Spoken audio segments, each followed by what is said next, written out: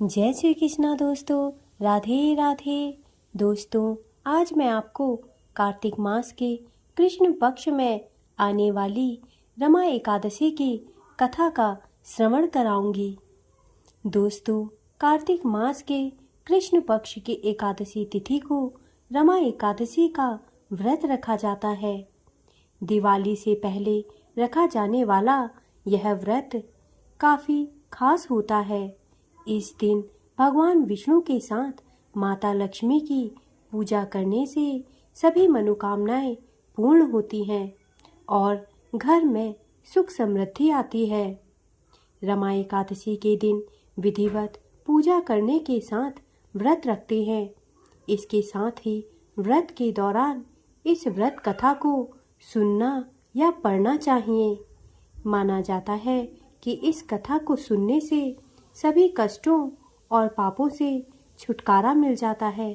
तो आइए जानते हैं संपूर्ण रमा एकादशी की व्रत कथा। रमा एकादशी व्रत की कथा इस प्रकार है। पौराणिक कथा के अनुसार एक बार धर्मराज युधिष्ठिर ने भगवान श्री कृष्ण से कहा कि हे भगवान, कार्तिक कृष्ण एकादशी का क्या नाम है, इसकी विधि क्या है, इसके करने से क्या फल मिलता है, सो आप विस्तार पूर्वक बताइए।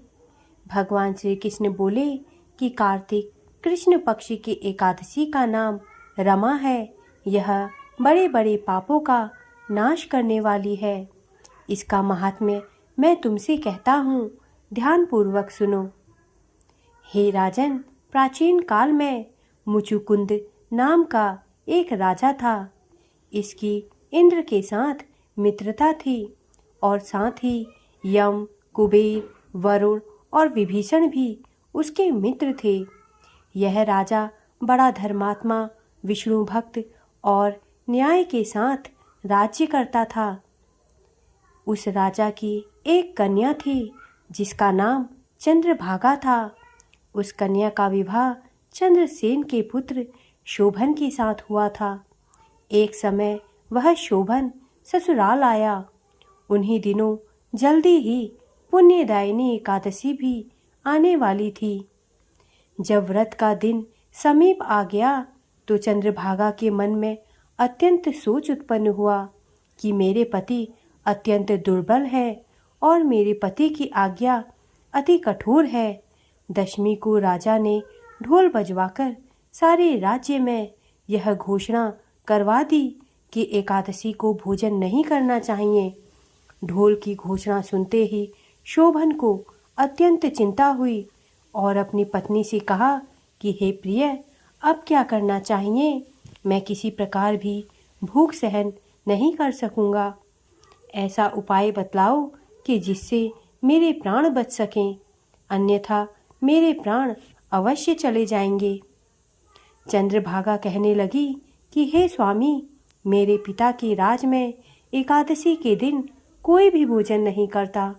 हाथी, घोड़ा, ऊंट, बिल्ली, गौ आदि भी तृण, अन्न, जल आदि ग्रहण नहीं कर सकते। फिर मनुष्य का तो कहना ही क्या है। यदि आप भोजन करना चाहते हैं तो किसी दूसरे स्थान पर चले जाइए, क्योंकि यदि आप यहीं रहना चाहते हैं तो आपको अवश्य व्रत करना पड़ेगा। ऐसा सुनकर शोभन कहने लगा कि हे प्रिय, मैं अवश्य व्रत करूंगा। जो भाग्य में होगा वह देखा जाएगा।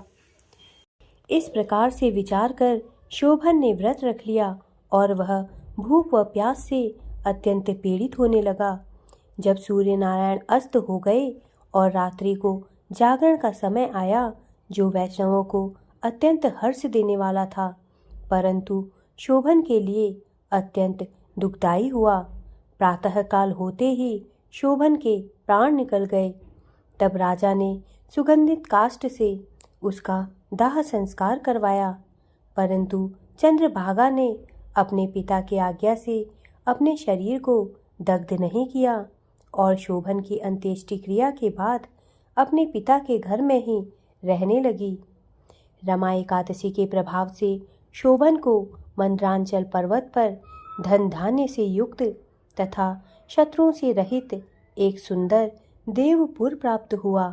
वह अत्यंत सुंदर रत्न और वैदूर्य मणि जटित स्वर्ण के खंभों पर निर्मित अनेक प्रकार की स्फटिक मणियों से सुशोभित भवन में बहुमूल्य वस्त्राभूषणों तथा छत्र व चंवर से विभूषित गंधर्व और अप्सराओं से युक्त सिंहासन पर आरूढ़ ऐसा शोभायमान होता था मानो दूसरा इंद्र विराजमान हो। एक समय मुचकुंद नगर में रहने वाले एक सोम शर्मा नामक ब्राह्मण तीर्थ यात्रा करता हुआ घूमता घूमता उधर जा निकला और उसने शोभन को पहचान कर कि यह तो राजा का जमाई शोभन है, उसके निकट गया। शोभन भी उसे पहचान कर अपने आसन से उठकर उसके पास आया और प्रणाम आदि करके कुशल प्रश्न किया। ब्राह्मण ने कहा कि राजा मुचुकुंद और आपकी पत्नी कुशल से हैं।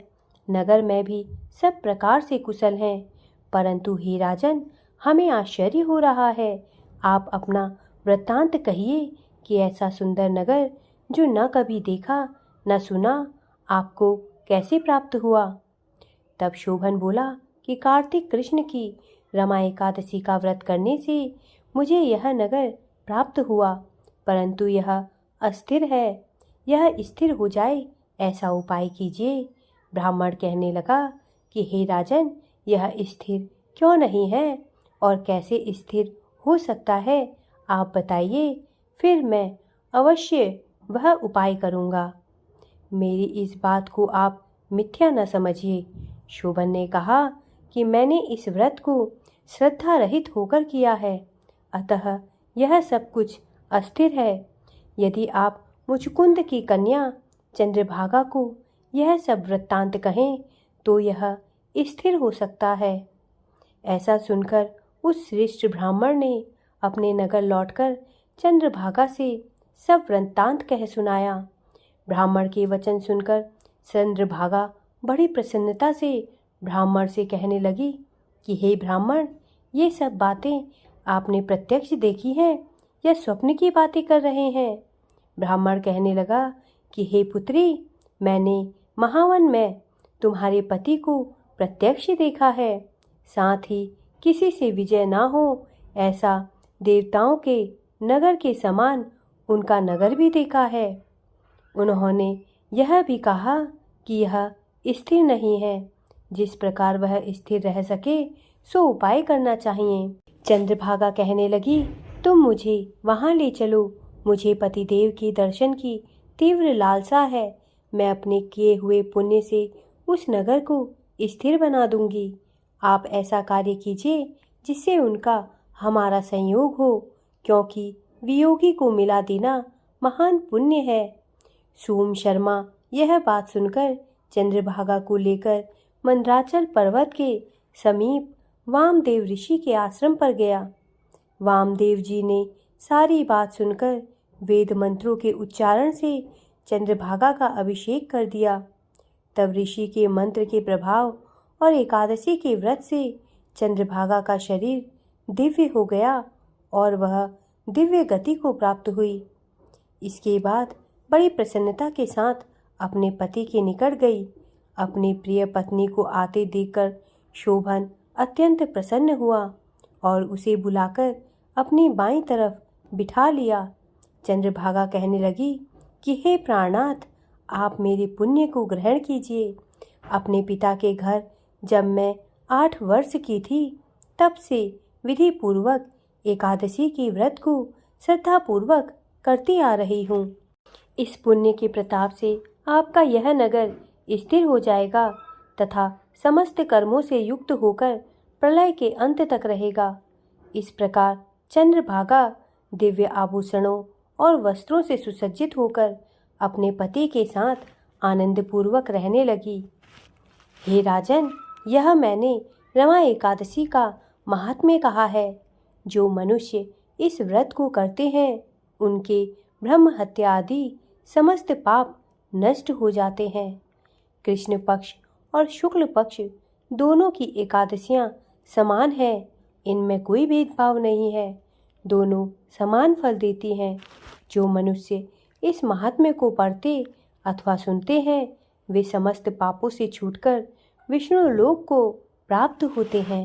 दोस्तों, मेरे द्वारा दी गई जानकारी यदि आपको अच्छी लगी हो तो कृपया मेरे चैनल को सब्सक्राइब करें तथा मेरे वीडियोस को लाइक करें। धन्यवाद।